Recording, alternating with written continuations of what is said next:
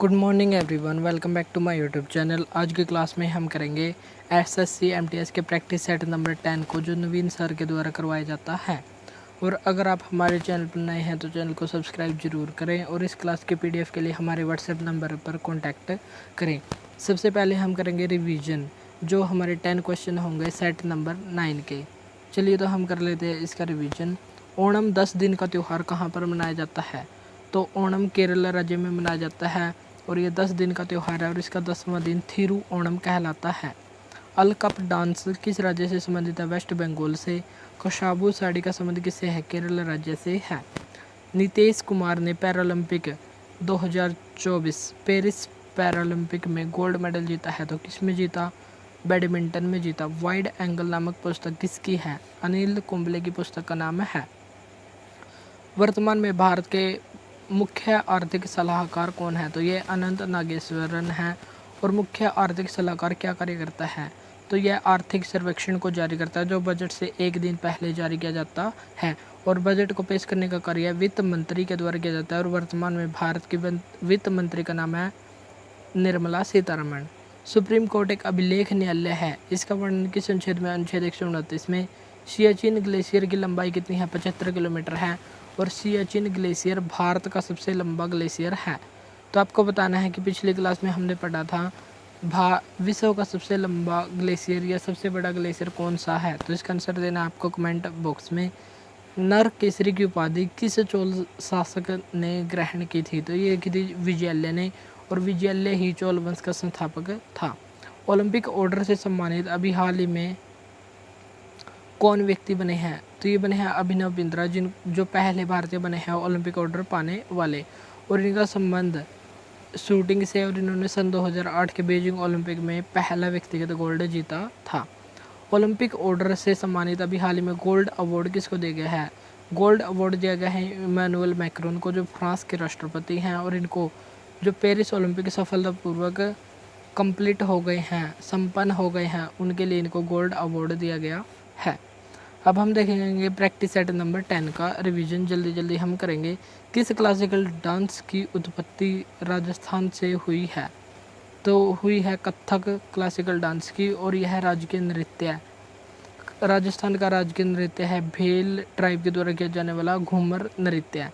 कथकली कहाँ का है? केरल का क्लासिकल डांस है। कुचिपुड़ी आंध्र प्रदेश का क्लासिकल डांस है। भरतनाट्यम सबसे पुराना, लगभग 2000 वर्ष पुराना तमिलनाडु का क्लासिकल डांस है।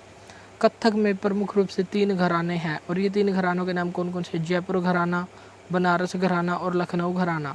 जयपुर घराना, जिसे कथक का सबसे पुराना घराना कहा जाता है, और इसके फाउंडर थे भानु जी, जो एक तांडव नर्तक हैं।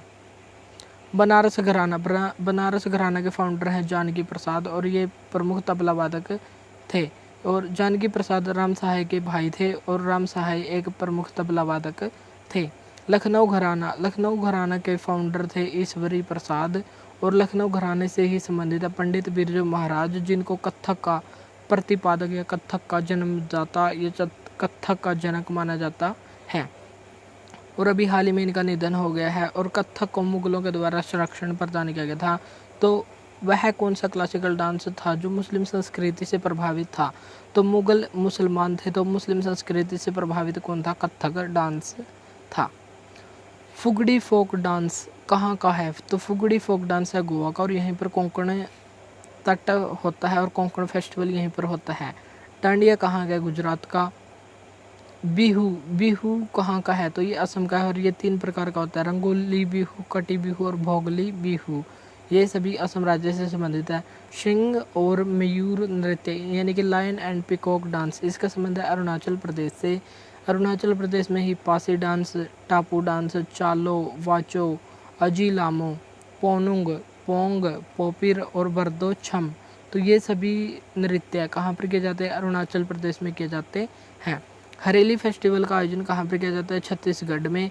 छत्तीसगढ़ में ई की मात्रा है, तो हम इसको हरेली, इसको इससे कनेक्ट करके याद कर सकते हैं। और हरेला उत्तराखंड, इसमें आ है और इसमें भी आ है, तो हम इसको याद कर सकते हैं। मंडई कहाँ का है? तो ये छत्तीसगढ़ का है। पोला, छेरछेरा, राजिम, कुंभ, भौरम देव, तो ये छत्तीसगढ़ के नृत्य हैं। और राजिम कुंभ को छत्तीसगढ़ का प्रयागराज कहा जाता है। भोजली, गोंचा, मेघनाद पर्व ये सभी छत्तीसगढ़ राज्य से संबंधित महत्वपूर्ण फेस्टिवल हैं। कर्नाटक के कौन कौन से हैं? हुथरी मूंगफली फेस्टिवल, कंबाला दौड़। कंबाला दौड़ में भैंसों की दौड़ होती है जो कीचड़ में दौड़ाई जाती है। गोवा के हैं सनबर्न चिकल कालो फेस्टिवल। नेक्स्ट है हमारा फोर्थ क्वेश्चन, वी बलसारा का संबंध किससे है?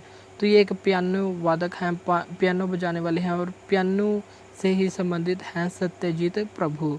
यू श्रीनिवासन का संबंध किससे है? मैंडोलिन से है और ये एकमात्र हैं। सैक्सोफोन का संबंध किससे है? तो ये मनोहरी सिंह इनसे संबंधित हैं। शिमझनी से संबंधित कलाकार हैं जुबीन मेहता और सारंगी से संबंधित बुंदू खान, सुल्तान खान, इलियाज खान और अरुणा नारायण। अरुणा नारायण एक लौती महिला हैं जो सारंगी वादक हैं, जो राम नारायण की बेटी हैं। इकलौती महिला सहनाई वादक कौन है? तो ये हैं बागेश्वरी कंवर। नेक्स्ट है पांचवा क्वेश्चन, बास्केटबॉल के एक FIBA स्वीकृत खेल में आमतौर पर कितने खिलाड़ी होते हैं? तो federation of international basketball association. आमतौर पर यह कितने मैच होते हैं इसमें? तो आमतौर पर यह है 4 क्वार्टर में 10 मिनट के 4 क्वार्टर होते हैं या 12 मिनट के 4 क्वार्टर होते हैं। यदि दोनों ऑप्शन में हो तो 10 मिनट को प्रेफरेंस देनी है और यदि 10 मिनट ना हो तो हम 12 मिनट वाले ऑप्शन की तरफ जाएंगे। इसमें 5 खिलाड़ी होते हैं और 7 एक्स्ट्रा खिलाड़ी होते हैं, यानी कि इसमें टोटल 12 खिलाड़ी होते हैं, लेकिन खेलने वाले 5 ही होते हैं और एक्स्ट्रा होते हैं 7।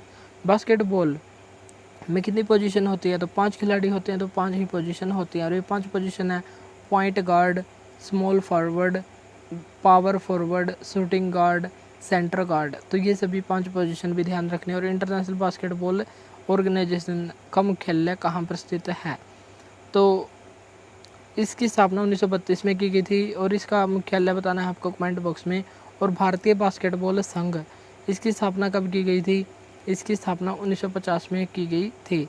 बास्केटबॉल खेल का जन्मदाता किसको माना जाता है? जेम्स नीस्मिथ को माना जाता है। और बास्केट की ऊंचाई कितनी होती है? 3.05 मीटर या 10 फीट होती है। बॉल का वजन होता है 600 से 650 ग्राम और ओलंपिक में इसको 1904 के सेंट लुइस ओलंपिक में शामिल किया गया था। 6वां क्वेश्चन है हमारा, पुरुष टीम के लिए वॉलीबॉल नेट की ज़मीन से ऊंचाई कितनी होती है? तो ज़मीन से ऊंचाई होती है 2.43 मीटर और फीमेल के लिए होती है 2.24 मीटर। और इसमें 6 खिलाड़ी होते हैं और ओलंपिक में इसको शामिल 1964 में किया गया था। और इसमें कोर्ट में लंबाई 18 मीटर और चौड़ाई 9 मीटर होती है। बॉल का वजन 250 से 270 ग्राम तक होता है। और बीच बॉल कोर्ट की लंबाई कितनी होती है? 16 मीटर और 8 मीटर इसकी चौड़ाई होती है। फुटबॉल मैच में अंतराल की अवधि कितनी होती है? तो फुटबॉल मैच में अंतराल की अवधि, अंतराल का मतलब होता है ब्रेक की अवधि कितनी होती है? 15 मिनट। और ड्यूरेशन तो कितने समय के लिए खेला जाता है? 90 मिनट का खेल होता है जिसमें 2 हाफ होते हैं 45 मिनट के और इसमें 15 मिनट का ब्रेक दिया जाता है। और यदि इसकी ड्यूरेशन बढ़ानी हो तो कितनी बढ़ा सकते हैं? तो 90 मिनट तो इसकी ड्यूरेशन होती है और अधिकतम इसको 30 मिनट और बढ़ाया जा सकता है, यानी कि इसको 120 मिनट तक ले जाया जा सकता है। मसरूर मंदिर, जिसे रॉक कट टेम्पल के नाम से जाना जाता है, यह किस राज्य में स्थित है? तो यह हिमाचल प्रदेश राज्य में स्थित है और इसे यहीं पर ज्वालामुखी मंदिर, संकट मोचन मंदिर भी स्थित है। हडिम्बा देवी मंदिर, करणी माता मंदिर, ये सभी मंदिर हिमाचल प्रदेश में है। तो रॉक कट टेम्पल के नाम से ही हमको एक क्वेश्चन और ध्यान रखना है, रॉक कट केव कहाँ पर मिलती हैं और इनको यूनेस्को में कब शामिल किया गया था? तो ये दोनों क्वेश्चन बताने हैं आपको कमेंट बॉक्स में। नेक्स्ट है 9th question, born again on the mountain नामक पुस्तक किसने लिखी है? बोर्न अगेन यानी कि दोबारा से जन्मी, ऑन द माउंटेन पर्वतों में दोबारा से जन्मी, ऐसी पुस्तक किसने लिखी है? ये लिखी है वॉलीबॉल प्लेयर अरुणिमा सिन्हा ने। अरुणिमा सिन्हा का ट्रेन में एक पैर कट गया था तो उसके बाद इन्होंने वॉलीबॉल छोड़कर पहाड़ों की यात्रा करनी शुरू कर दी और ये विश्व की पहली महिला बनी थी जो 7 महाद्वीपों की 7 सबसे ऊंची चोटियों को फतेह करने किया था सन 2019 में। और इनको सन 2015 में पद्म श्री अवार्ड भी दिया गया था और 2015 में ही इनको तेंजिंग नॉर्वे राष्ट्रीय एडवेंचर अवार्ड भी दिया गया था। और ट्विंकल खन्ना की महत्वपूर्ण पुस्तक का नाम है Mrs funny bones, the legend of Lakshmi Prasad. Badman book किसकी है? गुलशन ग्रोवर की। अनब्रेकेबल किसकी है? एम सी मैरीकॉम की है, जो एक बॉक्सर है, महिला बॉक्सर है। प्लेइंग टू विन यानी कि प्लेइंग टू विन पुस्तक किसकी है? साइना नेहवाल की है। एस अगेंस्ट ओड्स यह पुस्तक है सानिया मिर्जा की। फ्री हिट यह पुस्तक है सुप्रीता दास की, जो क्रिकेट से संबंधित है। द स्मॉल वंडर किसकी पुस्तक है? दीपक कर्माकर की, जो जिम्नास्ट से संबंधित है। अनगार्डेड यह पुस्तक मिताली राज की, जो क्रिकेट से संबंधित है। अनस्टॉपेबल मारिया शरापोवा की, जो रसिया से संबंधित और टेनिस की खिलाड़ी हैं। ऑन द लाइन ये किसकी पुस्तक है? तो ये है सेरेना विलियम्स की पुस्तक, जो अमेरिका की रहने वाली है। अनडिस्प्यूटेड ट्रूथ ये पुस्तक है माइक टाइसन की, जो बॉक्सिंग से संबंधित है। नेक्स्ट है हमारा 10th क्वेश्चन, राजस्थान का सबसे ऊंचा किला कौन सा है? तो राजस्थान का सबसे ऊंचा किला है चित्तौड़गढ़ का किला, और चित्तौड़गढ़ का किला लगभग 590 फीट ऊंचा है। और चित्तौड़गढ़ में महाराणा प्रताप का ने अपना जीवन व्यतीत किया था, लेकिन महाराणा प्रताप का जन्म कुंभलगढ़ में हुआ था, तो ये हमको यहाँ पर ध्यान रखना है। और कुंभलगढ़ में सबसे लंबी दीवार है, जो 36 किलोमीटर है, और यह विश्व की दूसरी सबसे लंबी दीवार है। और दुनिया की सबसे लंबी दीवार कौन सी है? ये है चीन की दीवार। और दूसरी सबसे लंबी और भारत की सबसे लंबी दीवार है कुंभलगढ़ की दीवार। जालोर का किला एशिया का सबसे बड़ा किला है। और चित्तौड़गढ़ का किला, यहीं पर मीरा मंदिर, विजय स्तंभ का निर्माण और कीर्ति स्तंभ यहीं पर स्थित है। यूनेस्को ने सन 2013 में राजस्थान के 6 पहाड़ी दुर्गों को शामिल किया था, और जिसमें जैसलमेर फोर्ट भी स्थित है, जिसे गोल्डन फोर्ट के नाम से जाना जाता है, और इसका निर्माण राजा जैसल के द्वारा करवाया गया था। नेक्स्ट है हमारा 11th क्वेश्चन, किस यूटी का मतलब है यूनियन टेरिटरी और स्टेट में लोकसभा की एक सीट है? तो कितने ऐसे यूटी और स्टेट हैं जिनमें लोकसभा की एक सीट है? तो अंडमान निकोबार, और अंडमान निकोबार की राजधानी अभी हाल ही में पोर्ट ब्लेयर थी, जो उसे श्री विजयपुरम नाम कर दिया गया है, तो ये भी हमको यहाँ पर ध्यान रखना है। अंडमान निकोबार में एक लोकसभा की सीट है। लद्दाख में भी एक लोकसभा सीट है, और यहाँ पर अभी हाल ही में 5 नए जिले बनाने की घोषणा की गई है। चंडीगढ़ में भी एक सीट है, और चंडीगढ़ में एक एयरपोर्ट है, चंडीगढ़ एयरपोर्ट, और उसका नया नाम कर दिया गया है भगत सिंह एयरपोर्ट। सिक्किम में भी एक है। मिजोरम, नागालैंड, पुडुचेरी और लक्षद्वीप, इन सभी में एक लोकसभा की सीट है। सर्वाधिक लोकसभा की सीट कहाँ पर है? तो सर्वाधिक लोकसभा की सीट है उत्तर प्रदेश में 80, दूसरे पर है महाराष्ट्र 48 सीट, पश्चिम बंगाल तीसरे पर है 42 सीट, बिहार में है 40 सीट जो चौथे नंबर पर है, और तमिलनाडु में 39 सीट जो 5वें नंबर पर है। तो 5वां सबसे ज़्यादा लोकसभा सीट वाला राज्य है तमिलनाडु राज्य है। और वर्तमान में लोकसभा की सीटों की संख्या कितनी है? 543, और सर्वाधिक कितनी हो सकती हैं? अधिक से अधिक 552 हो सकती हैं। और एससी के लिए कितनी रिजर्व हैं? 84, और एसटी के लिए 47 सीट आरक्षित हैं, लगभग 24% सीट आरक्षित की गई हैं। विधान परिषद वाले राज्यों की संख्या कितनी है? तो विधान परिषद वाले राज्यों की संख्या है 6, और विधान परिषद राज्य में उच्च सदन होता है, और इसका कार्यकाल नहीं होता, और न ही इसको कभी भंग किया जा सकता, बल्कि यह एक स्थायी सदन होता है। और विधान परिषद के सदस्यों का कार्यकाल 6 वर्ष का होता है, और ये राज्य हैं उत्तर प्रदेश, बिहार, महाराष्ट्र, कर्नाटक, आंध्र प्रदेश और तेलंगाना। तो इन 6 राज्यों में किया जाता विधानसभा और विधान परिषद दोनों होती है। और विधान परिषद की सर्वाधिक सीट उत्तर प्रदेश में है 100 सीट, और विधानसभा की सर्वाधिक सीट किस अनुच्छेद के तहत हो सकती है? अनुच्छेद 169 के तहत हो सकती है। और इसकी संरचना के अनुसार 1/6 मेंबर्स राज्यपाल के द्वारा नियुक्त किए जाते हैं, 1/3 मेंबर्स स्थानीय निकाय जैसे नगर पालिका, जल बोर्ड इत्यादि के द्वारा, 1/12 भाग ग्रेजुएट जो 3 वर्ष पहले ग्रेजुएट हुआ हो वह इसमें अपनी वोटिंग कर सकता है, 1/12 भाग टीचर्स जिसको 3 वर्ष का एक्सपीरियंस हो, और 1/3 मेंबर्स विधानसभा के सदस्यों के द्वारा नियुक्त किए जाते हैं। और लोकसभा और राज्यसभा के सदस्यों को क्या कहा जाता है? सांसद कहा जाता है। और विधान परिषद के सदस्यों को MLC और विधानसभा के सदस्यों को MLA member of legislative assembly कहा जाता है, और इनको कहा जाता है MP मेंबर ऑफ पार्लियामेंट, और इसका मतलब है मेंबर ऑफ लेजिस्लेटिव काउंसिल। 13वां क्वेश्चन है, विधानसभा की सदस्य संख्या के आधार पर भारत की सबसे छोटी विधानसभा कहाँ पर है? यदि राज्य और यूटी दोनों में से पूछे तो आंसर आएगा पुडुचेरी, जहाँ पर 30 विधानसभा की सीट है।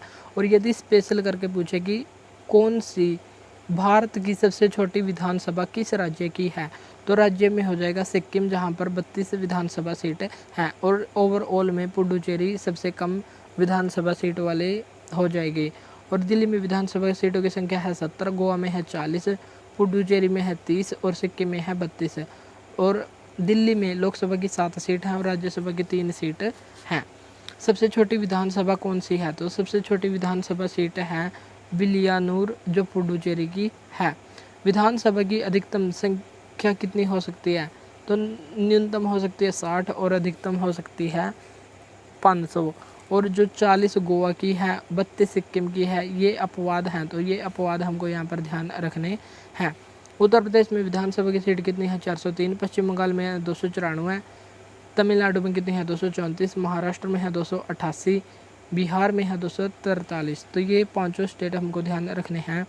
भारत के CAG को केवल खालिस्तान के द्वारा पद से हटाया जा सकता है, तो संसद के दोनों सदनों में संबोधन के बाद भारत के राष्ट्रपति के द्वारा इसको हटाया जा सकता है। CAG का मतलब है कंट्रोलर एंड ऑडिटर जनरल, जो भारत का नियंत्रक एवं महालेखा परीक्षक होता है। इसका वर्णन संविधान के भाग 5 अनुच्छेद 148 से 151 के बीच किया गया है। अनुच्छेद 148 में इसका पद का उल्लेख किया गया है और इसके कार्य और शक्तियों का वर्णन अनुच्छेद 148 में किया गया है। और अनुच्छेद 151 के तहत यह अपनी रिपोर्ट राष्ट्रपति को सौंपता है और यह भारत सरकार के खाते की जांच करता है।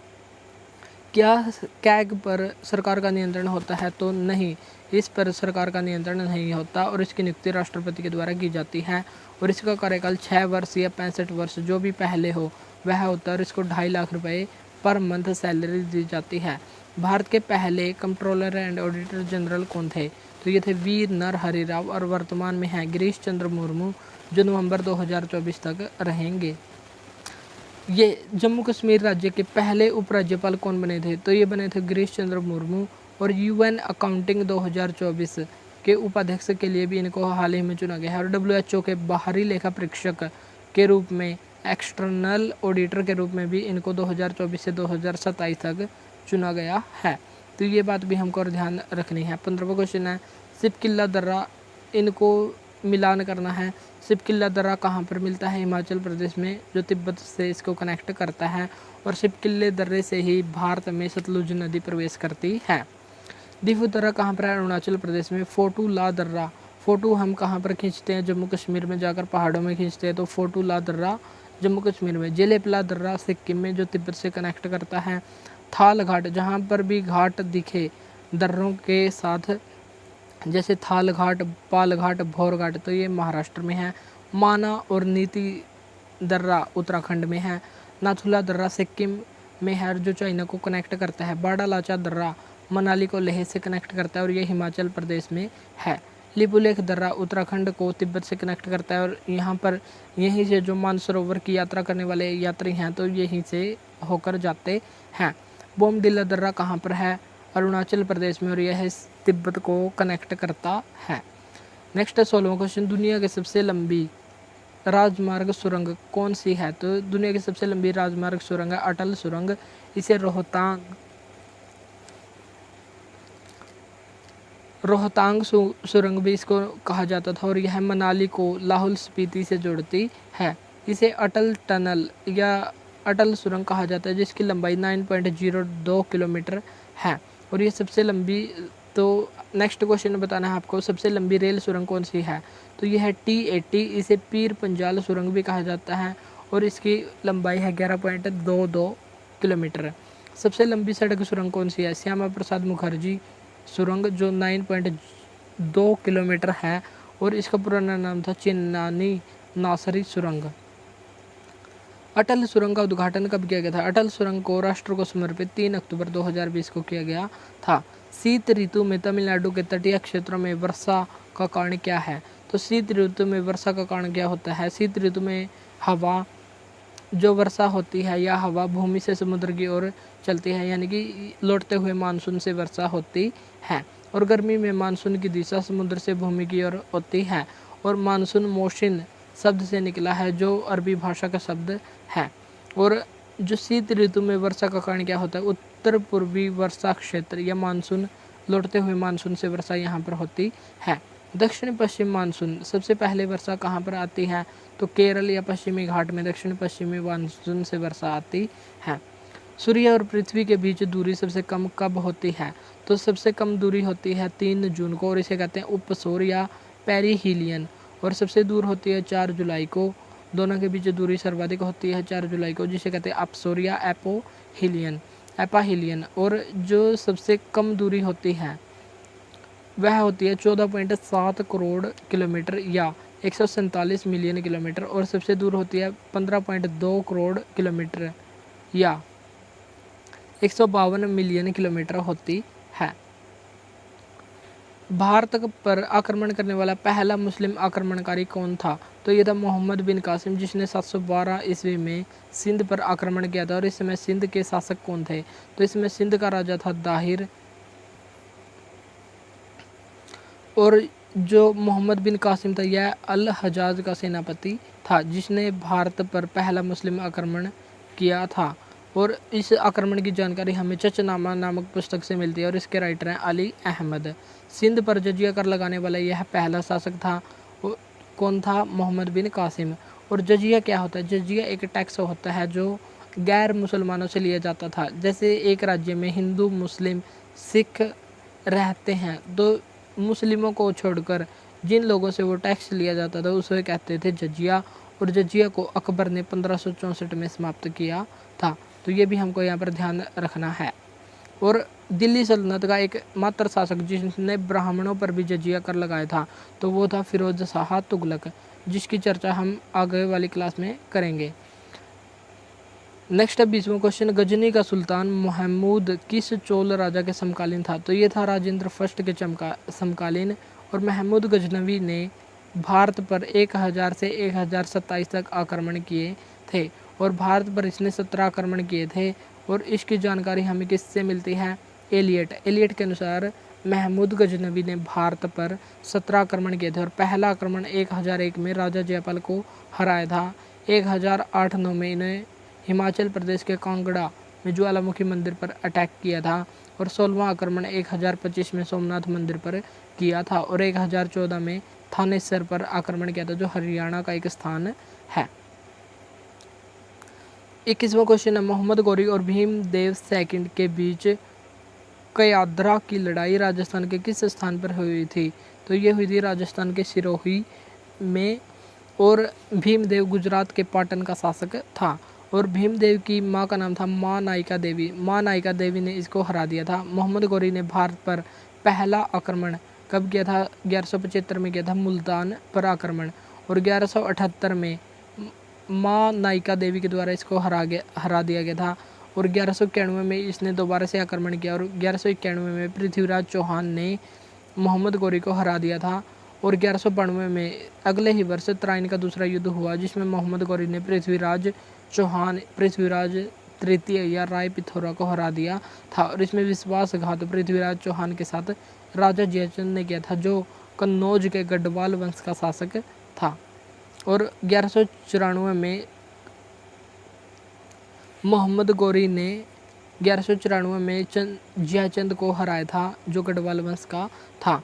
और पृथ्वीराज रासों में पृथ्वीराज चौहान के बारे में जानकारी मिलती है। और इसकी रचना पृथ्वीराज चौहान के राज दरबारी चंद्रप्रदाई के द्वारा की गई थी।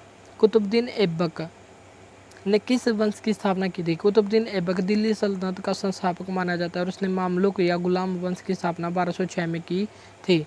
और दिल्ली पर शासन करने वाले 5 वंश कौन कौन से थे? गुलाम, खिलजी, तुगलक, सैयद और लोधी वंश। गुलाम वंश 1206 से 1290 तक शासन किया।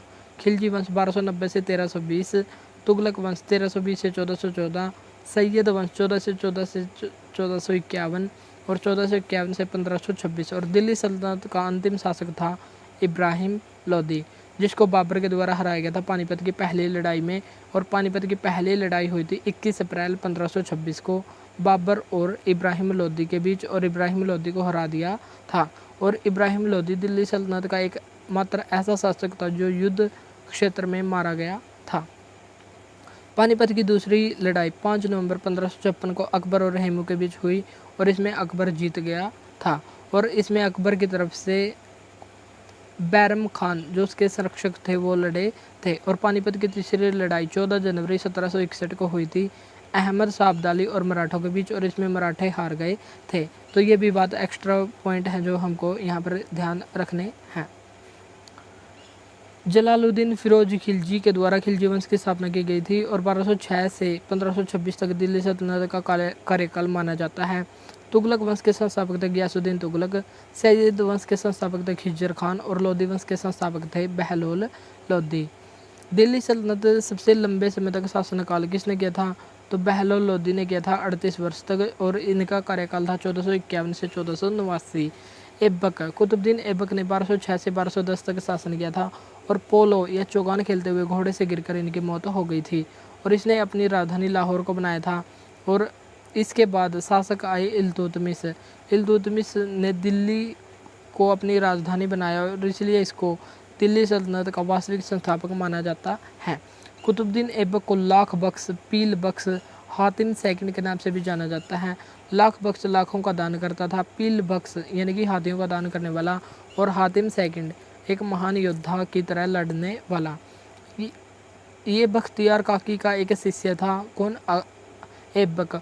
और बख्तियार काकी की ही याद में इन्होंने कुतुब मीनार का निर्माण कार्य आरंभ करवाया था, लेकिन बीच में ही इनकी मृत्यु हो गई थी। तो बाद में इल्तुतमिश के द्वारा इसका निर्माण करवाया गया, और जब फिरोज शाह तुगलक के समय कुतुब मीनार पर बिजली गिर गई थी, तो ऊपर की 2 मंजिलों का निर्माण या उसका पुनर्निर्माण भी फिरोज शाह तुगलक के द्वारा करवाया गया था। और इसके द्वारा 2.5 दिन का झोपड़ा अजमेर में बनाया गया था संस्कृत स्कूल को तोड़कर। और इस संस्कृत स्कूल का निर्माण राजा विग्रह राज चतुर्थ के द्वारा करवाया गया था। और राजा विग्रह राज फोर्थ इसके दरबारी कौन थे? हरिकेन थे, जो संस्कृत नाटक लिखते थे। तो ये सभी बातें हमको यहाँ ध्यान रखनी है। दिल्ली ए कुहना के बाहर इल्तुतमिश के द्वारा निर्मित विशाल जलाशय को क्या कहा जाता था? तो इसे कहा जाता है हौज ए सुल्तानी। और इल्तुतमिश के निर्माण कार्य क्या क्या थे? इल्तुतमिश ने 1211 से 1236 तक शासन किया था, और इल्तुतमिश के बाद उसकी बेटी रजिया सुल्तान शासक बनी थी 1236 से 1240, जो भारतीय इतिहास में पहली महिला शासिका के नाम से भी जानी जाती हैं। इल्तुतमिश के कार्य हैं सुल्तान गढ़ी का मकबरा, जो भारत का पहला मकबरा है, और इसने अपने बेटे महमूद के लिए इसको बनाया था। अतारकीन का दरवाज़ा, तुर्क ए चहलगानी, इसमें 40 तुर्क थे, 40 तुर्क सरदारों की एक समिति थी। एकता प्रणाली, सैनिकों को वेतन के बदले भूमि का टुकड़ा दे दिया जाता था। जीतल, इन्होंने एक तांबे का सिक्का और चांदी का सिक्का टंका और तांबे का जीतल चलाया था। 1221 में इसके समय मंगोल के आक्रमण भी हुए थे, जिसने अपनी तीव्र बुद्धि से इनको विफल कर दिया था। नेक्स्ट 24वां क्वेश्चन, आवेग किसके बराबर होता है? तो आवेग संवेग में परिवर्तन की दर को कहा जाता है। चुंबकत्व के गुण क्या क्या होते हैं? चुंबकत्व के गुण होते हैं प्राकृतिक चुंबक लोहे का एक ऑक्साइड होता है। जब चुंबक स्वतंत्र रूप से निलंबित होता है तो यह एक ध्रुव हमेशा उत्तर की ओर होता है। तो ये बात भी सच है। और चुंबक के ध्रुवों पर अधिक चुंबकीय शक्ति होती है, बीच में बल कम और ध्रुवों पर ज़्यादा शक्ति होती है। और समान ध्रुव एक दूसरे को निष्कर्षित, यदि हम दो चुंबकों के समान ध्रुवों को मिलाएंगे तो वे एक दूसरे से दूर जाएंगे, और जब हम विपरीत ध्रुवों को मिलाएंगे तो वे एक दूसरे से चिपक जाएंगे यानी कि आकर्षित होंगे। और चुंबकीय रेखाएं एक दूसरे को कभी नहीं काटती हैं। तो ये हैं चुंबकत्व के गुण। आधुनिक आवर्त सारणी हेनरी मोज़ले के द्वारा कब दी गई थी? हेनरी मोज़ले के द्वारा दी गई थी 1913 में, और इसका आधार था परमाणु क्रमांक, जो वर्तमान में हमारी आवर्त सारणी है। और मेंडलीफ ने आवर्त सारणी परमाणु भार या एटॉमिक मास के आधार पर दी थी, और इसने अपनी आवर्त सारणी 1869 में दी थी। और मेंडलीफ ने अपनी आवर्त सारणी में 63 तत्वों का उल्लेख किया है, लेकिन वर्तमान में 118 तत्व खोजे गए हैं। समूह 18 में कौन से हैं? तो इसे अकीरिया गैसों का समूह कहा जाता है और इसे हीलियम समूह भी कहते हैं। ग्रुप 17 इसे हैलोजन समूह कहा जाता है या FL फ्लोरीन समूह भी कहा जाता है। ग्रुप 16 इसे कैल्कोजन या ऑक्सीजन ग्रुप कहा जाता है और ग्रुप 15 इसे निक्टोजन या नाइट्रोजन ग्रुप भी कहा जाता है। नेक्स्ट 27वां क्वेश्चन, अग्नाशय में लैंगरहैंस की बीटा कोशिकाएं किसका स्त्रावण करती हैं? तो ये इंसुलिन का स्त्रावण करती हैं और इंसुलिन एक हार्मोन है और इंसुलिन ब्लड शुगर या रक्त शर्करा को कंट्रोल करता है। और ब्लड शुगर क्या होती है? ब्लड शुगर होती है ग्लूकोज। तो ब्लड में ग्लूकोज की मात्रा को कंट्रोल करने का कार्य कौन करता है? इंसुलिन करता है, जिसका स्त्रावण अग्नाशय ग्रंथि की बीटा कोशिका से होता है। और अग्नाशय ग्रंथि की अल्फा कोशिका से किसका स्त्रावण होता है? तो अल्फा कोशिका से ग्लूकागोन निकलता है। डेल्टा कोशिका से क्या निकलता है? डेल्टा कोशिका से सोमेटोस्टेनिन निकलता है और गामा कोशिका से पॉलीपेप्टाइड निकलता है। तो ये सभी बातें हमको ध्यान रखनी है। त्वचा की सबसे बाहरी परत कौन सी होती है?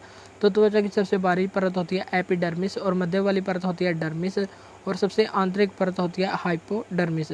और त्वचा का रंग निर्धारित करने वाला वर्णक या पिगमेंट कौन सा होता है? तो ये होता है मेलेनिन, जो एपिडर्मिस यानी कि सबसे बाहरी परत में होता है। फेरा क्या है? फेरे की फुल फॉर्म है फॉरेन एक्सचेंज रेगुलेशन एक्ट, यानी कि विदेशी मुद्रा विनिमय अधिनियम को FEMA foreign exchange management act के साथ कब परिवर्तित किया गया था? तो फेरा कब आया था? फेरा आया था 1973 में और इसको लागू 1 जनवरी 1974 को किया गया था। और फेमा, इसकी जगह पर फेमा आया था 1999 में।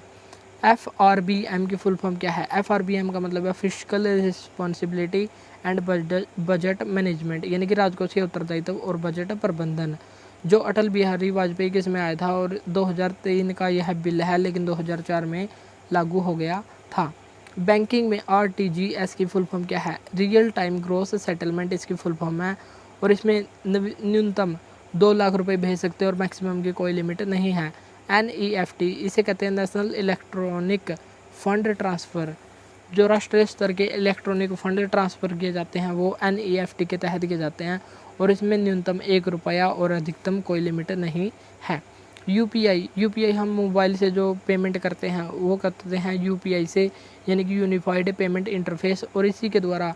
और UPI को जारी कौन करता है? NPCI national payment corporation of India के द्वारा इसको जारी किया जाता है। Bhim Bharat interface for money इसकी फुल फॉर्म है।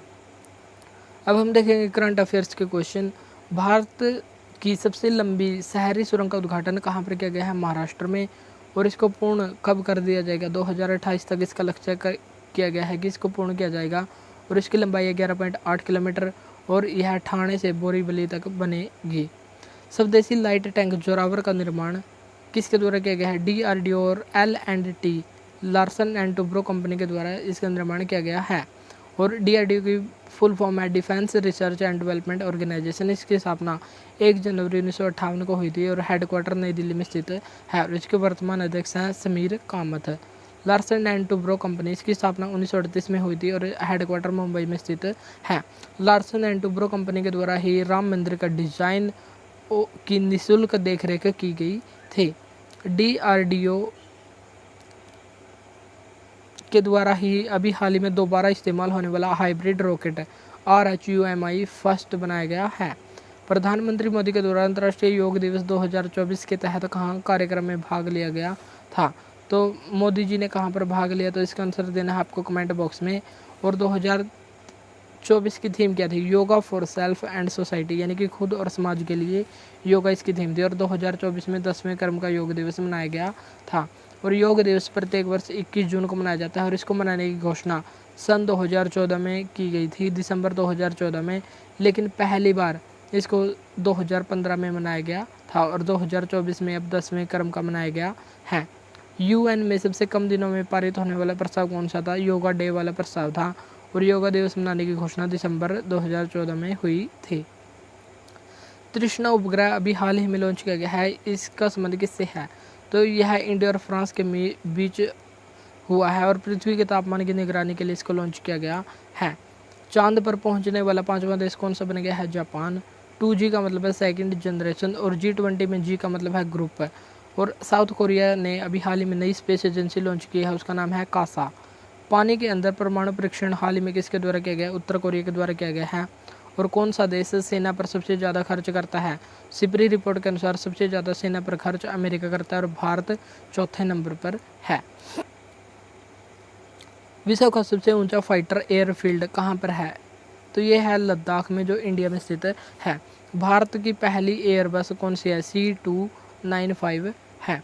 यूएन ने किस तिथि को, यूएन का मतलब है यूनाइटेड नेशन, संयुक्त राष्ट्र के द्वारा किस तिथि को अंतर्राष्ट्रीय खेल दिवस घोषित किया गया है?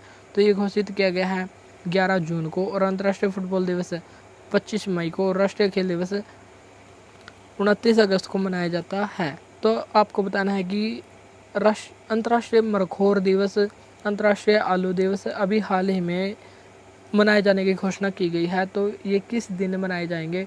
और वीर बाल दिवस कब मनाया जाता है? तो ये 3-4 क्वेश्चनों के आंसर देना है आपको कमेंट बॉक्स में।